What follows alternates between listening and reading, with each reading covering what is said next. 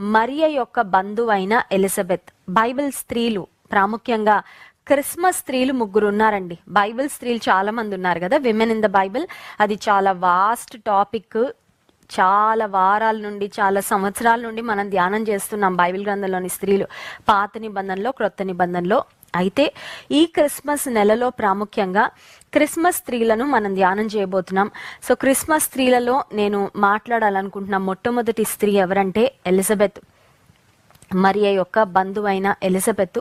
ఒక మాటలో చెప్పాలంటే మరియా ఎలిజబెత్లకు దాదాపు కొంచెం టైం గ్యాప్లో వారిద్దరి జీవితంలో దేవుడు అద్భుత కార్యాలు జరిగించారు. అంత మాత్రమే కాదు, they were also related physically, అంటే భౌతిక పరంగా కూడా వారికి బంధుత్వం ఉంది. చూడండి, యూజువల్గా కొంతమంది మనకి బంధువులు అవుతూ ఉంటారు ఫిజికల్గా, అంటే అమ్మ తరపునో నాన్న తరపునో బంధుత్వం ఉంటూ ఉంటుంది. మరికొంతమందికి మనకు భౌతిక పరమైన బంధుత్వం లేకపోయినా ఆధ్యాత్మికంగా, అంటే దేవుని బట్టి మనకు సిస్టర్స్ అండ్ బ్రదర్స్ చాలా మందిని ఆయన ద్వారా మనకు కలుగుతూ ఉంటారు. సో మరియకు ఎలిజబెత్కు మధ్యలో ఈ రెండు ఉన్నాయండి. ఒకటి, వారు భౌతిక పరమైన బంధుత్వాన్ని కలిగి ఉన్నారు. They were physically related and they were also spiritually related. ఆధ్యాత్మికంగా కూడా ఒక సహోదరులుగా, క్రీస్తు రక్తం చేత కొనబడిన సహోదరులుగా మనము ఎలా సంఘంలో ఉంటామో వారు కూడా దేవుని బట్టి ఒక చక్కని బంధుత్వాన్ని కలిగిన వారుగా మనం గమనిస్తున్నాం. సో బైబిల్ గ్రంథంలో మనకు కనిపించే ఎలిజబెత్ అనే స్త్రీ, ఆమె జీవిత పరిస్థితులేంటి, ఆమె జీవితంలో ఆమె భర్తకు ఆమెకు ఎదురైన సందర్భాలేంటో లూకాసు వార్త 1వ అధ్యాయంలో మనం చదువుకుందాం. చూడండి, లూకాసు వార్త 1వ అధ్యాయము 5వ వచనం నుండి చదువుకుందాం. యూదయ దేశపు రాజు అయిన హేరోదు దినములలో అబియా తరగతిలోనున్న జకర్యా అను ఒక యాజకుడు ఉండెను. అతని భార్య అహరోను కుమార్తెలలో ఒకతే, ఆమె పేరు ఎలిజబెత్. సో ఎలిజబెత్ అనే ఈమె ఒక సాధారణమైన స్త్రీ కాదండి. ఒక యాజక కుటుంబానికి చెందిన యాజకుని భార్యగా ఆమె ఉంటున్నట్లుగా మనం వాక్యంలో గమనిస్తున్నాం. So she belongs to a godly family, she has a godly husband. దైవికమైన భర్త ఆమెకున్నాడు. యాజక ధర్మం చేసే యాజకుడైన భర్త ఆమెకున్నాడు. అంత మాత్రమే కాదు, అహరోను కుమార్తెలలో ఒకతెగా ఆమె పిలువబడుతుంది. ఆమె పేరుకు కూడా ఒక చక్కని అర్థం ఉంది. ఎలిజబెత్ అనే మాటకు అర్థం ఏంటంటే గాడ్ ఇస్ మై ఓత్, దేవుడే నా ప్రమాణము. చక్కని అర్థాన్ని ఇచ్చే పేరును ఈ ఎలిజబెత్ కలిగి ఉంది. ఎలిజబెత్ను గూర్చి దేవాది దేవుడు ఎలిజబెత్ జకర్యాలు ఇద్దరిని గూర్చి దేవాది దేవుడు ఇచ్చిన ఒక చక్కని సాక్ష్యాన్ని ఈ వాక్యంలో మనం చూస్తాం. చూడండి, లూకాసు వార్త 1వ అధ్యాయము 6వ వచనం. వీరిద్దరూ ప్రభు యొక్క సకలమైన ఆజ్ఞల చొప్పునను న్యాయ విధుల చొప్పునను నిరపరాధులుగా నడుచుకొనుచు దేవుని దృష్టికి నీతిమంతులై ఉండిరి. హల్లెలూయా. కొన్ని కుటుంబాలలో భర్తకి సాక్ష్యం ఉంటే భార్యకి సాక్ష్యం ఉండదు. మరికొన్ని కుటుంబాలలో భార్యకి సాక్ష్యం ఉంటే భర్తకు ఉండదు. ఇక కొన్ని కుటుంబాల్లో ఎవరికి ఉండదు సాక్ష్యం. ఇద్దరు కూడా అన్గాడ్లీ పీపుల్గా, ఇద్దరు కూడా దుష్టత్వంతో నింపబడిన వారుగా దేవునికి దూరంగా బ్రతుకుతుంటారు. కానీ హర్షించదగిన విషయం ఏంటంటే ఇద్దరు కూడా ఒక మంచి సాక్ష్యాన్ని దేవుని ద్వారా పొందుకున్నారు. హల్లెలూయా. మనం కూడా ఆశపడాలండి. నేనును నా ఇంటి వారును యెహోవాను సేవించెదము అని యెహోషువ భక్తుడు సెలవిచ్చినట్లుగా, ప్రభువా నేను, నా భర్త, నా బిడ్డలు మేమందరం కూడా దైవికంగా ఉండాలి, మేమందరం కూడా నిన్ను సంతోష పెట్టాలి, మేమందరం కూడా నిన్ను సేవించాలి అని మనం ఆశపడాలి, కోరుకోవాలి. సో ఎలిజబెత్ జకర్యాలను గూర్చి దేవుడు ఇచ్చిన ఒక శ్రేష్టమైన సాక్ష్యం ఏంటంటే వారు ప్రభు యొక్క సకలమైన ఆజ్ఞల చొప్పున న్యాయ విధుల చొప్పున నిరపరాధులుగా నడుచుకుంటూ దేవుని దృష్టికి నీతిమంతులుగా ఉన్నారు. మనుషుల దృష్టిలో నీతిమంతులుగా ఉండడం కొంతవరకు ఈజీ అండి. ఎందుకంటే మనుషుల ముందు కొంతవరకు నటించి రహస్య జీవితంలో రహస్యమైన కార్యకలాపాలు చేస్తూ అక్రమంగా బ్రతికే వాళ్ళు ఉంటారు. అఫ్ కోర్స్ కొంతమంది బహిరంగంగా కూడా సమాజంలో వారికి ఒక ముద్ర పడిపోతుంది, ఏంటంటే అవినీతి పరులండి అని.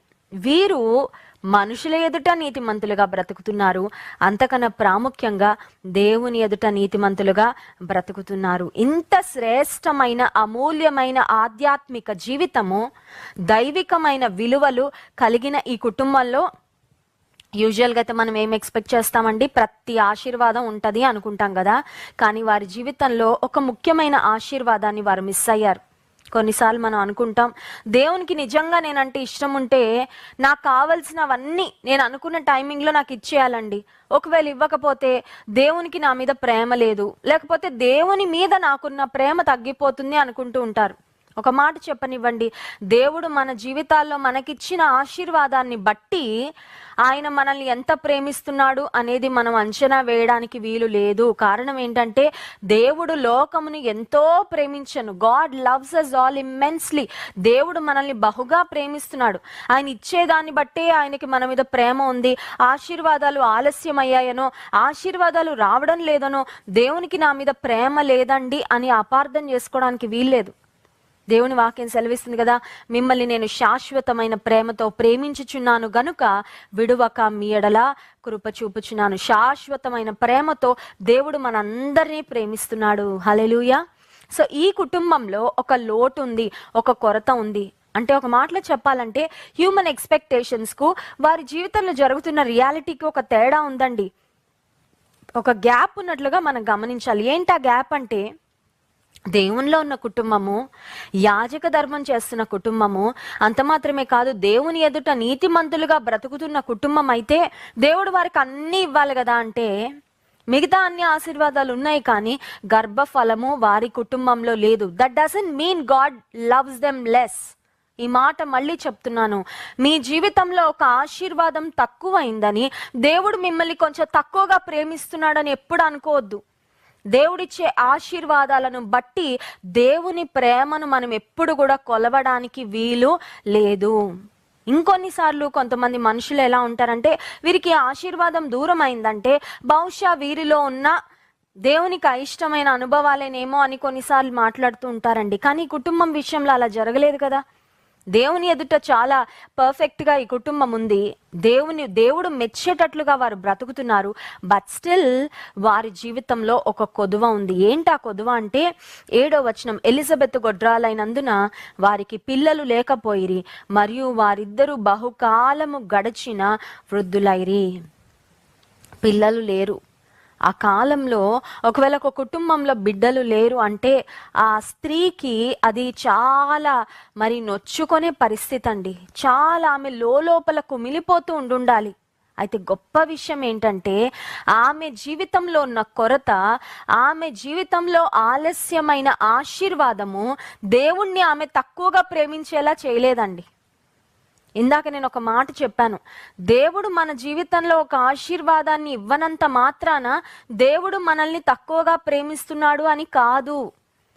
నీకు ఆశీర్వాదం వచ్చినా రాకపోయినా, ఆశీర్వాదం ఆలస్యమైనా దేవుని ప్రేమ మాత్రం నీ ఎడల గొప్పదే. అది గుర్తుపెట్టుకోవాలి.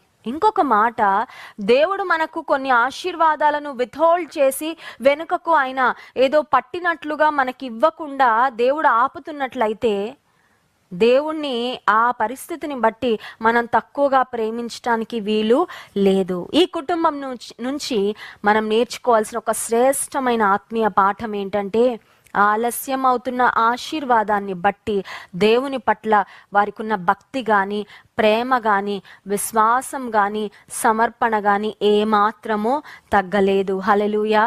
గాడ్లీ ఫ్యామిలీస్లో ఉండే క్వాలిటీ ఇదండి. దైవికమైన కుటుంబాలలో ఉండే ఒక అద్భుతమైన అంశం ఏంటంటే, వారి జీవితాలలో ఉన్న పరిస్థితులు ఎలా ఉన్నప్పటికీ దేవుని పట్ల వారికి ఉన్న భక్తి, విశ్వాసంలో మార్పు రానే రాదు. సరే, వీరు యథావిధిగా వారి పనులలో, వారి దినచర్యలో, దేవుని సేవించుటలో, యాజక ధర్మాన్ని జరిగించుటలో వారి పనిలో వారు బిజీగా ఉన్నారు. అయితే ఒకానొక దినం వచ్చింది, దేవుడు ఈ కుటుంబాన్ని జ్ఞాపకం చేసుకున్నాడు. హల్లెలూయా. లూకా సువార్త 1వ అధ్యాయము 8వ వచనంలో, జకర్యా తన తరగతి క్రమము చొప్పున దేవుని ఎదుట యాజక ధర్మము జరిగించుచుండగా, యాజక ధర్మాన్ని జరిగించటం జకర్యా ఆపలేదు. దేవుని సేవించటము ఈ కుటుంబం ఆపలేదు. when they were serving the Lord, God remembered them.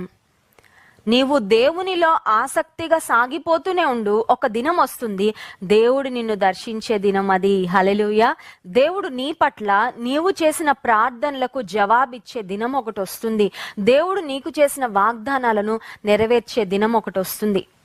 యాజక ధర్మం జరిగిస్తున్నప్పుడు ఏమైంది అని ఆలోచన చేస్తే చూడండి, లూకాసు వార్త 1వ అధ్యాయము 10వ వచనం. ధూప సమయమందు ప్రజల సమూహం అంతయు వెలుపల ప్రార్థన చేయుచుండగా ప్రభు దూత ధూప వేదిక కుడివైపున నిలిచి అతనికి కనబడగా జకర్యా అతని చూచి తొందరపడి భయపడిన వాడాయను. అప్పుడు ఆ దూత అతనితో, జకర్యా భయపడకుము, నీ ప్రార్థన వినబడినది, నీ భార్య అయిన ఎలిజబెత్ నీకు కుమారుని కనును, అతనికి యోహాను అను పేరు పెట్టుదువు. హల్లెలూయా. నీ ప్రార్థన వినబడినది. దేవుడు జకర్యాతో మాట్లాడిన మాట. ఖచ్చితంగా జకర్యా ప్రార్థనే కాదు, ఎలిజబెత్ ప్రార్థన కూడా దేవుడు విన్నాడు. జకర్యా కంటే ఎక్కువగా బహుశా ఎలిజబెతే ప్రార్థన చేస్తూ ఉండుంటుంది కదండి. ఎందుకంటే ఆమె ఎదుర్కొంటున్న పరిస్థితులు, the tough time that she was going through, the pain that she was going through ఆమెకి తెలుసు. ఒక స్త్రీగా ఒక బిడ్డ కొరకు ఎంత ఎదురు చూస్తుందో ఎలిజబెత్కు తెలుసు.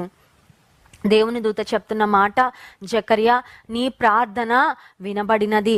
దేవుడు నీ భార్యను జ్ఞాపకం చేసుకుంటున్నాడు, ఆమె గర్భాన్ని తెరవబోతున్నాడని. బైబిల్ గ్రంథంలో ఒక బిడ్డ పుట్టడానికి ముందు దేవుని దూత ప్రత్యక్షమై ఒక కుమారుని ఇవ్వబోతున్నాను, ఒక బిడ్డని ఇవ్వబోతున్నాను, ఆ బిడ్డకి ఈ పేరు పెట్టండి అని చెప్పిన సందర్భాలు అరుదుగా ఉన్నాయి. ఫర్ ఎగ్జాంపుల్, యోసేపుకు దేవుని దూత స్వప్నమందు ప్రత్యక్షమై ఆ కుమారునికి యేసు అని పేరు పెట్టాలి అనే మాట చెప్పబడ్డం చూస్తాము. ఇక్కడ ప్రాముఖ్యంగా దేవుని దూత ప్రత్యక్షమై జకర్యాకు చెప్తున్న మాట, మీకు ఒక కుమారుని ఇవ్వబోతున్నాను, దేవుడు ఇవ్వబోతున్నాడు, ఆ కుమారునికి యోహాను అను పేరు పెట్టాలి. So definitely a special child. దేవుడు ఒక ప్రత్యేకమైన ఉద్దేశంతో ఒక ప్రత్యేకమైన బహుమానాన్ని జకర్యాకు ఎలిజబెత్కు ఇవ్వబోతున్నాడు. హల్లెలూయా. జకర్యా ఎలిజబెత్లు అప్పటి వరకు తమ జీవితంలో ఎన్ని నిందలు అనుభవించి ఉంటారో, ఎన్ని అవమానాలు ఎదుర్కొని ఉంటారో, ఎంతగా ఎదురు చూసుంటారో, ఎంతగా చింతపడి ఉంటారో, ఎన్ని ప్రార్థనలు చేసుంటారో, ఎన్ని ఉపవాసాలు దేవుని సన్నిధిలో ఉండుంటారో. ప్రభా మమ్మల్ని జ్ఞాపకం చేసుకోవా, ప్రభా నీ కనికరాన్ని మాపై చూపించవా, ప్రభా నా భార్య గర్భాన్ని నువ్వు తెరవ్వా అని ఎంత మొరపెట్టుకొని ఉండుంటారో. ఆలస్యం అయితే చాలా జరిగింది, ఎందుకంటే బహుకాలము గడిచిన వారు వృద్ధులైరి అనే మాట వాక్యంలో చూస్తున్నాం.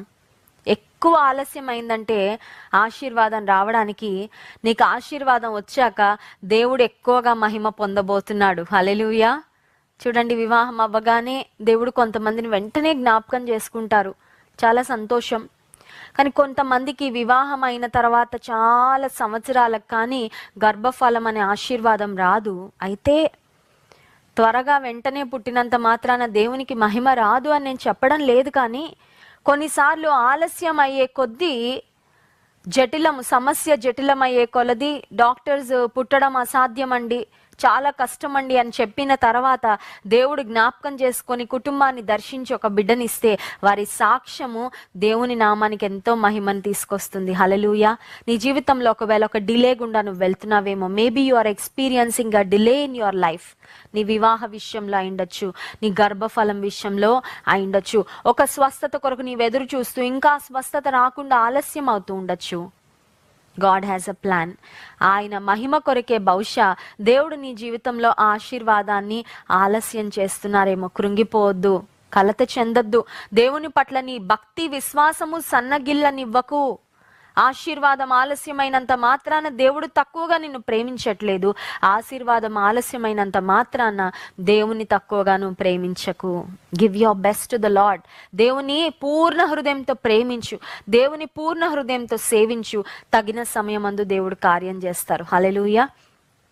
సో దేవుని దూత ప్రత్యక్షమై చెప్తున్న ఈ ప్రాముఖ్యమైన మాటలు ఒక్కసారి వినండి. లూకాసు వార్త 1వ అధ్యాయంలో 13వ వచనం. అప్పుడు ఆ దూత అతనితో, జకర్యా భయపడకుము, నీ ప్రార్థన వినబడినది, నీ భార్య అయిన ఎలిజబెత్ నీకు కుమారుని కనును, అతనికి యోహాన్ అని పేరు పెట్టుదు. 14వ వచనం. అతడు ప్రభువు దృష్టికి గొప్పవాడై. గొప్ప ఆశీర్వాదం అండి. ఇందాక చెప్పాను కదా, ఎక్కువ ఆలస్యం అయితే దేవునికి ఎక్కువ మహిమ వస్తుంది. ఎక్కువ ఆలస్యమైంది, ఎక్కువగా ఎదురు చూశారు, కానీ గొప్ప ఆశీర్వాదము దేవుడు వారికి ఇవ్వబోతున్నాడు. హల్లెలూయా. దేవుడు నీకు గొప్ప ఆశీర్వాదం ఇచ్చేటప్పుడు కొన్నిసార్లు you might have to go through a very tough time. గొప్ప ఆశీర్వాదాన్ని స్వతంత్రించుకోవడానికి ముందు ఒక గొప్ప శ్రమ, ఒక గొప్ప పరిస్థితి, ఇబ్బందికరమైన పరిస్థితి గుండా నువ్వు వెళ్లాల్సి రావచ్చు. కానీ ఆ భయంకరమైన శ్రమ తరువాత దేవుడు ఒక గొప్ప ఆశీర్వాదాన్ని నీకు బహుమానంగా దయచేస్తారు. హల్లెలూయా. సో ఆ వ్యక్తి, పుట్టబోయే ఆ బిడ్డ దేవుని దృష్టికి గొప్పవాడవుతాడు. అంత మాత్రమే కాదు, ద్రాక్షరసమైనను మద్యమైనను త్రాగక తన తల్లి గర్భమున పుట్టినది మొదలుకొని పరిశుద్ధాత్మతో నిండుకొనిన వాడై. What a blessing. పుట్టిన బిడ్డలు పెరిగిన తర్వాత, రక్షణ పొందిన తర్వాత దేవుని ఆత్మను పొందుకుంటారు, అంతే కదండి. పరిశుద్ధాత్మ వరముగా రక్షణ పొందిన విశ్వాసికి దేవుడిచ్చేది. సో పరిశుద్ధాత్ముడు మన లోపలికి ఎప్పుడు వస్తారు, పరిశుద్ధాత్ముడు మనల్ని ఎప్పుడు నడిపిస్తారంటే రక్షణ పొందిన తర్వాత పరిశుద్ధాత్మ శక్తితో మనం నింపబడతాము. పరిశుద్ధాత్మ దేవుడు మనల్ని నడిపిస్తారు. కానీ ఈ బిడ్డ జకరియా ఎలిజబెత్లకు దేవుడు ఇవ్వబోయే ఈ ప్రత్యేకమైన బిడ్డ యోహాను పరిశుద్ధాత్మతో నిండుకుంటాడంట గర్భంలో ఉన్నప్పుడే. హల్లెలూయా. అంటే దేవుని అభిషేకం కలిగిన బిడ్డను ఎలిజబెత్ పొందుకోబోతుంది. ఇంత నింద, ఎంత బాధ, ఎంత ఎదురుచూపు, కానీ తర్వాత దేవుడు ఒక గొప్ప ఆశీర్వాదాన్ని ఆమె జీవితంలో ఇవ్వబోతున్నాడు. ఇశ్రాయేలులో అనేకులను ప్రభువైన వారి దేవుని వైపునకు త్రిప్పును. దేవుడు ఇంకో మాట కూడా చెప్పేశాడు, ఏమనంటే ఈ బిడ్డ ఏదో మీకు ఉపయోగపడతాడు అనుకోవద్దు, దేవునికి ఉపయోగపడబోతున్నాడు. హల్లెలూయా. తల్లిదండ్రులకు చాలా మందికి ఒక స్వార్థం ఉంటుందండి.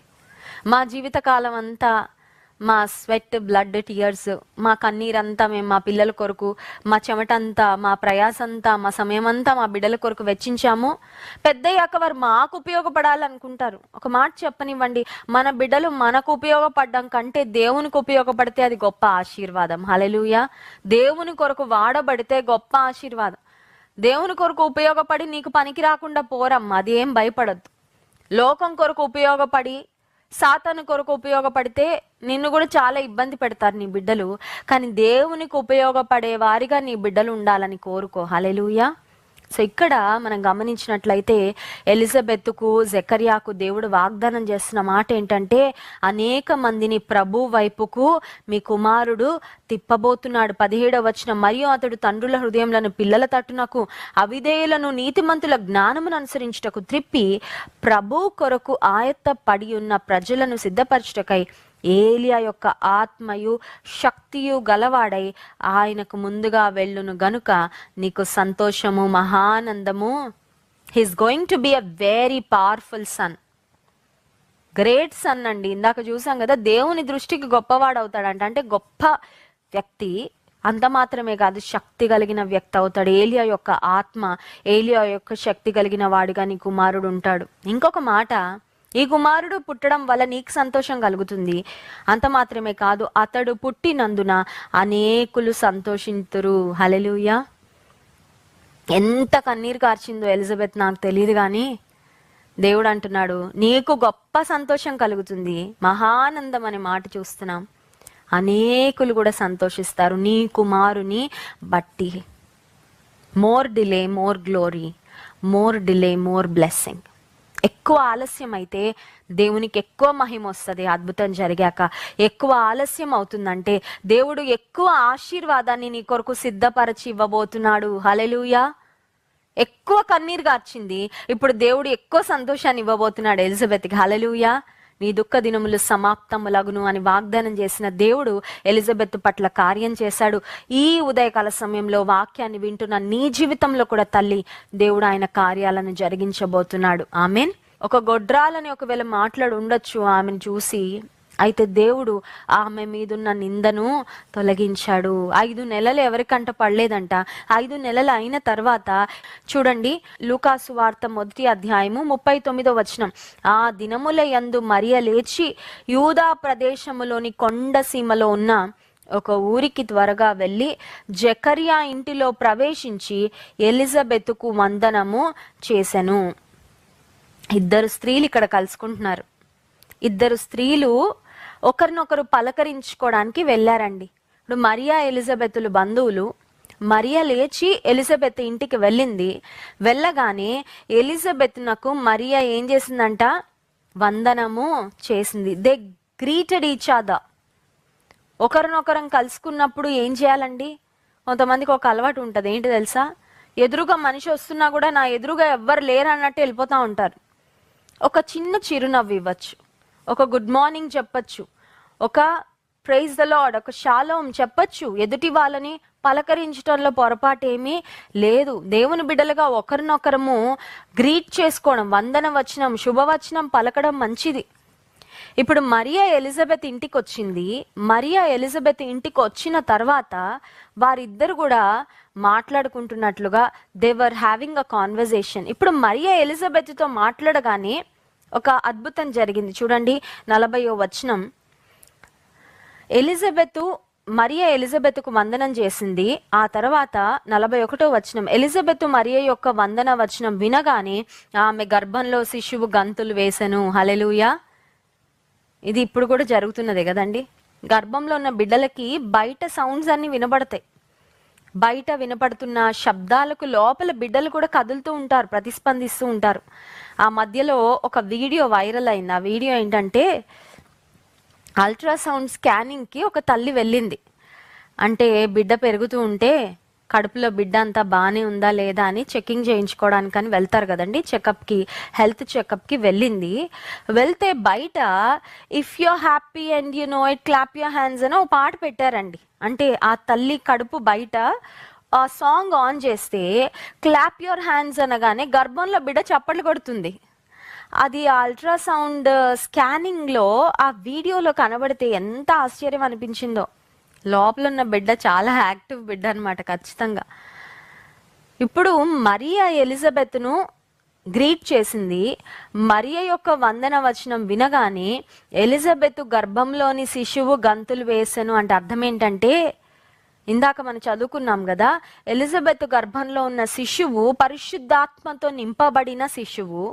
He was not an ordinary child. So లోపలున్న బిడ్డకు మరియ గొంతు తెలీదు, మరియ స్వరం తెలీదు. అప్పటి వరకు మరియ స్వరాన్ని ఎప్పుడు వినలేదు యోహాను. అయితే మరియ దేవుని శక్తితో నింపబడి ఉంది కాబట్టి, because Mary was pregnant because of the Holy Spirit, పరిశుద్ధాత్మ శక్తి ఆమెను కమ్ముకోవడం వలన మరియ గర్భం ధరించింది. కాబట్టి మరియలో ఉన్న పరిశుద్ధాత్మ శక్తి మరియ మాట్లాడుతూ ఉండగా ఆ బిడ్డ గ్రహించగలిగాడు. హల్లెలూయా. సో మరియ వందన వచనం వినగానే ఎలిజబెత్ గర్భంలో ఉన్న శిశువు గంతులు వేసినట్లుగా మనం వాక్యంలో గమనిస్తున్నాం. సో ఒక మాటలో చెప్పాలంటే, మరియా ఎలిజబెత్లు ఇద్దరిలో కొన్ని పోలికలు లేకపోతే కొన్ని డిఫరెన్సెస్ ఉన్నాయి. పోలికలు ఏంటంటే, ఇద్దరు గర్భం ధరించి ఉన్నారు, ఇద్దరు బంధువులే, ఇద్దరు దాదాపు కొన్ని నెలల తేడాతో వాళ్ళు ప్రెగ్నెన్సీలో ఉన్నారు. అయితే వీరిద్దరి మధ్యలో ఉన్న తేడాలు ఏంటంటే, మరియా ఏమో మెస్సియాను మోస్తూ ఉంటే, మెస్సియాకు మార్గం సిద్ధపరచడానికి ఈ లోకంలోకి పంపబడిన యోహానును ఎలిజబెత్ మోస్తుంది. హల్లెలూయా. సో ఇద్దరి గర్భంలో కూడా ప్రత్యేకమైన బిడ్డలే ఉన్నారు. అఫ్ కోర్స్ ఒక వ్యక్తి అంటే యోహాను, ఎలిజబెత్ గర్భంలో ఉన్న యోహాను పరిశుద్ధాత్మతో నిండుకొనిన వాడు, పరిశుద్ధాత్మ శక్తిని గర్భంలో ఉన్నప్పుడే పొందుకున్న వాడైతే, మరియా లోకరక్షకుడైన యేసుక్రీస్తు ప్రభును, దేవాది దేవుని ఆమె గర్భంలో మోస్తున్నట్లుగా మనం గమనిస్తాం. వీళ్ళిద్దరి జీవితాలలో రెండు డిఫరెంట్ సిట్యువేషన్స్, రెండు పెక్యూలియర్ సిట్యువేషన్స్ జరిగాయండి. ఒకటి, మరియా ఒక కన్యగా ఉండి గర్భాన్ని ధరించడం వలన మరియా యొక్క కన్యత్వాన్ని ప్రజలందరూ అవమానిస్తూ ఉన్నారు. ఎందుకంటే, ఏంటండి ఇంత వింత, ఇంత విచిత్రం, ఇంత విడ్డూరంగా ఎంగేజ్మెంట్ అయింది అంతే, ఈమె ఎలా గర్భం ధరిస్తుంది, ఇది ఇల్లీగల్ అండి, ఇది కరెక్ట్ కాదండి అని ఆమెను అవమానపరుస్తున్న వారు కొంతమంది అయితే, ఒక ప్రక్కన ఎలిజబెత్ పరిస్థితి ఏంటంటే, ఆమెదేమో ఆలస్యం చేయబడిన మాతృత్వం, మరియదేమో అవమానపరచబడిన కన్యత్వం. అయితే ఎలిజబెత్ది ఆలస్యం చేయబడిన మాతృత్వం. అయితే ఇద్దరు కూడా they are experiencing the power of God, they are in the will of God. వారిద్దరు కూడా దేవుని చిత్తంలో ఉన్న స్త్రీలు. హల్లెలూయా. ఇద్దరు వేరు వేరు వయసులకు చెందినవారు. మరియా ఏమో ఒక యవ్వనస్రాలు, she was a teenage girl. Elizabeth ఏమో వయసు పైబడిన స్థితిలో, ఒక 60 సంవత్సరాల పైన వయసులో ఉన్న స్త్రీ. ఇద్దరికీ దేవుడు అద్భుతం చేశాడు అదే సమయంలో. ఇద్దరు బిడ్డలను మోస్తూ ఉన్నారు. ఇద్దరి పట్ల దేవుని ఉద్దేశాలు నెరవేరుతున్నాయి. ఇప్పుడు ఇద్దరు స్త్రీలు ఒకరినొకరు కలుసుకోగానే మరియా ఎలిజబెత్కు వందనము చేసింది. So a good thing, wishing and greeting each other. దేవుని ప్రజలుగా మనం ఒకరినొకరు కలుసుకుంటూ ఉన్నప్పుడు వందనము చేసుకోవడం. ఇప్పుడు ఎలిజబెత్కు మరియకు మధ్యలో ఒక సంభాషణ జరుగుతుంది. ఎలిజబెత్ మాట్లాడుతుంది. ఆ మాటలు ఏంటో మనం చూసుకొని ఈరోజు సందేశాన్ని ముగించుకుందాం. చూడండి, లూకాసు వార్త 1వ అధ్యాయము 41వ వచనం. ఎలిజబెత్ మరియ యొక్క వందన వచనం వినగానే ఆమె గర్భంలో శిశువు గంతులు వేసెను. అంతటా ఎలిజబెత్ పరిశుద్ధాత్మతో నిండుకొనినదై బిగ్గరగా ఇట్లా నేను, స్త్రీలలో నీవు ఆశీర్వదింపబడిన దానవు, నీ గర్భఫలమును ఆశీర్వదింపబడును.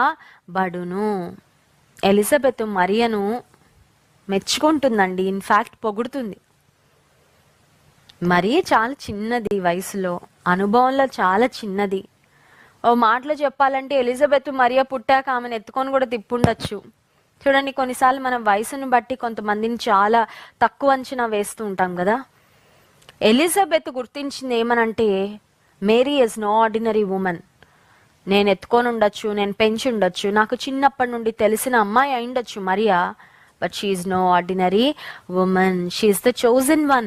దేవుని చేత ఈ లోకానికి లోక రక్షకుణ్ణి అందించడానికి ఏర్పాటు చేయబడిన స్త్రీ ఆమె. ఇంకా మాత్రం నేను ఆమెను ఒక సామాన్యురాలి వలె చూడడానికి వీలు లేదు. దేవుడు ఆమెను ఎన్నుకున్నాడు, దేవుడు ఆమెను ఏర్పరచుకున్నాడు, దేవుడు ఆమెను వాడుకుంటున్నాడు. ఆమె దేవుని కుమారుని ఆమె గర్భంలో మోస్తుంది కాబట్టి ఆమెను ఎలిజబెత్ ఒక చాలా గౌరవంగా చూస్తుందండి. ఎలిజబెత్ మరియతో అంటున్న మాట ఏంటంటే, స్త్రీలలో నీవు ఆశీర్వదింపబడిన దానవు, నీ గర్భఫలము ఆశీర్వదింపబడును అనే మాట చెప్తుంది. She is blessing Mary and she is also acknowledging God's blessing on Mary. నువ్వు ఆశీర్వదించబడిన దానవమ్మ అని చెప్తుందండి. కొన్నిసార్లు మనకి ఎదుటి వారు ఆశీర్వదించబడ్డారు అని తెలిసినా మనం చెప్పడానికి ఇష్టపడం. ఎవరితోనైనా ఎప్పుడైనా చెప్పావా, sister you are truly blessed, మీరు చాలా ఆశీర్వదించబడిన వారండి అని ఎప్పుడైనా చెప్పావా? మీ స్నేహితులతో కానీ నీ బంధువులతో కానీ. When you truly see the blessing of God on a person's life, ఒక వ్యక్తి జీవితంలో దేవుని ఆశీర్వాదాలు చూస్తున్నప్పుడు దానిని నీ నోటితో నువ్వు చెప్పగలుగుతున్నావా, ఒప్పుకోగలుగుతున్నావా? కొంతమంది చూస్తారు కానీ మౌనంగా ఉంటారు కదండి. ఎలిజబెత్ వయసులో పెద్దది, అనుభవంలో పెద్దది, కానీ మరియను చూసి చెప్తుంది, నీవు స్త్రీలలో ఆశీర్వదించబడిన దానవు, నీ గర్భఫలము ఆశీర్వదింపబడును. అమ్మ, నీ గర్భఫలం కూడా ఆశీర్వదింపబడుతుంది. అంత మాత్రమే కాదు, 43వ వచనంలో, నా ప్రభు తల్లి నా యొద్దకు వచ్చుట నాకేలాగూ ప్రాప్తించను. ఇప్పుడు మరియా అనట్లేదండి. ఎలిజబెత్ మరియను సంబోధిస్తున్న విధానం మారిపోయింది. చూడండి, ఒక ఉన్నత స్థితిలో ఉన్న వారిని ఎవరైనా పిలవాలంటే ఏమంటారు? పేరు పెట్టి పిలుస్తారా? పిలవరు కదా. ఎస్పెషలీ ఈ మన ఏషియన్ కల్చర్లో చాలా గౌరవంగా మనం మాట్లాడతాం. ఇప్పుడు అమెరికా దేశానికి వెళ్తే ఎంత పెద్దవాళ్ళనైనా పేరు పెట్టి పిలుస్తారు. నేను యుఎస్లో వర్క్ చేస్తున్నప్పుడు మా క్లయింట్స్ చాలా మందితో మేము వర్క్ చేసేవారం క్లయింట్ లొకేషన్లో. అక్కడ పని చేస్తున్నప్పుడు వాళ్ళు 80 సంవత్సరాలు అవనండి, 70 సంవత్సరాల వయసు అవనండి, వాళ్ళని పేరు పెట్టే పిలవాలి. అక్కడ ఆంటీలు, అంకుళ్ళు, లేకపోతే ఈ సార్, మేడం ఇవన్నీ యూజ్ చేయడానికి వీల్లేదండి. వాళ్ళని పేరు పెట్టి పిలవాలి అంతే. కానీ ఏషియన్ కల్చర్లో మనం గమనించినట్లయితే, మన ఆసియా ఖండంలో ప్రాముఖ్యంగా ఎవరినైనా మనం ప్రాముఖ్యంగా ఇండియాలో పెద్దలైనా ఒక ఉన్నత స్థితిలో ఉన్నవారైనా వారిని మనం ఎంతో గౌరవిస్తాం. ఇప్పుడు ఎలిజబెత్ మరియను గౌరవించడానికి ఆమె వయసు కాదు కారణం, ఆమెకున్న చదువు కాదు కారణం, ఆమెకున్న ఫ్యామిలీ బ్యాక్గ్రౌండ్ కాదు కారణం. కానీ దేవుడే ఆమెను ఏర్పరచుకొని దేవాతి దేవుని ఆమె గర్భంలో మోస్తుంది కాబట్టి ఇప్పుడు ఎలిజబెత్ ఆమెను మరియా అని పిలవట్లేదు. She's not calling Mary by name. మరి ఏమని పిలుస్తుంది? నా ప్రభు తల్లి అంటుందండి. హల్లెలూయా. అమ్మ, నువ్వు నా ప్రభు తల్లి అయ్యావు. నువ్వు అంటే ఒక మాటలో చెప్పాలంటే ఎలిజబెత్ మరియను ఘనపరుస్తుంది.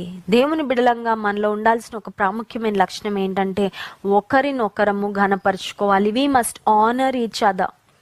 కొంతమంది అనుకుంటారు అందరు నన్ను గనపరచాలి కానీ నేను ఎవరిని గనపరచినా. No, that's not right. నువ్వు ఇతరులను గనపరచు, నువ్వు దేవుణ్ణి గనపరచు, నువ్వు ఇతరులను గనపరచు, అప్పుడు నువ్వు కూడా గనపరచబడతావు ఫర్ ష్యూర్. అందుకే ఇంగ్లీష్లో ఒక ప్రావర్బ్ ఉంటుంది కదండి, ఒక మాట ఉంటుంది, give respect and take respect అని. ఇతరులను గౌరవిస్తే మనకు గౌరవం దక్కుతుందంట. కొంతమంది ఎవరిని గౌరవించకుండా మాట్లాడుతూ ఉంటారు, వారిని కూడా ఇతరులు అలాగే ట్రీట్ చేస్తారు obviously, because they receive what they give. అంతే కదండి, వాళ్ళు ఏమి ఇస్తున్నారో అదే పొందుకుంటారు వాళ్ళు. రోమా పత్రిక 12వ అధ్యాయము 10వ వచనంలో ఒక మాట ఉంది చూడండి. రోమా పత్రిక 12వ అధ్యాయము 10వ వచనంలో మనం ఒకరి ఎడల ఒకరము ఎలా ప్రవర్తించాలో ఒక చక్కని మాట వ్రాయబడింది. రోమా పత్రిక 12వ అధ్యాయం 10వ వచనం, సహోదర ప్రేమ విషయములో ఒకని అందొకడు అనురాగము గలవారై ఘనత విషయంలో ఒకనినొకడు గొప్పగా ఎంచుకొనండి. Esteem each other better than yourself. ఇతరులను మనకంటే మనం గొప్పగా ఎంచుకోవాలంట. ఇతరులను కనపరచాలి, ఆనర్ అదర్స్, ఇతరులను కనపరచాలి. ఇక్కడ ఎలిజబెత్ అదే చేస్తుందండి. హల్లెలూయా. అంటే దైవికమైన స్త్రీల్లో ఉండే ఇంకొక ప్రాముఖ్యమైన లక్షణం ఏంటంటే ఇతరులను మనము ఘనపరచాలి. సో మరియా ఎలిజబెత్ల మధ్యలో జరిగిన ఈ కాన్వర్జేషన్లో 2 ప్రాముఖ్యమైన విషయాలు మనం జ్ఞాపకం చేసుకున్నాం. ఒకటి, ఎలిజబెత్ మరియను ఆశీర్వదిస్తుంది, ఆమె మీద ఉన్న దేవుని ఆశీర్వాదాన్ని ఆమె చెప్తుంది, నోటితో ఒప్పుకుంటుంది. She's acknowledging the blessing of God on Mary's life.